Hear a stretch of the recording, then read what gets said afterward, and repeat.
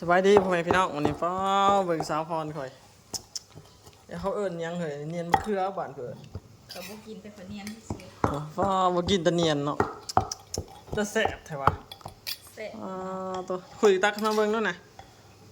ป้าข้อยก็คิดว่าเจ้าเฮ็ดบ่เป็นนะโอ้ธรรมดาได้เนี่ยเนียนมะเขือใส่อันเฮ็ดเข็มพี่น้องเอ้ยแซ่บบ่จักบ่มักกินแต่เฮ็ด บ่กินเลย บ่กินเลยอีกเอาไปเอามาแต่เฮ็ดให้ภรรยากินเฮ็ดให้ผัวกินพ่อพีชใส่น้ำปลาแดกอีกได้นี่นี่น้ำปลาแดกก็ต้องข้างในเพิ่นว่าใส่หลายเข้มเด้นี่มะเขือพี่น้องอ้าวถ้าเบิ่งนำกันว่าแล้ว ก็ถ้วยมันมาสิ นี่พี่น้องแล้วเนี่ยข้าวเหนียวห่อนคุยว้ายแซ่บแล้วแต่คนมักเด้อนี่กะนี่หน้าตา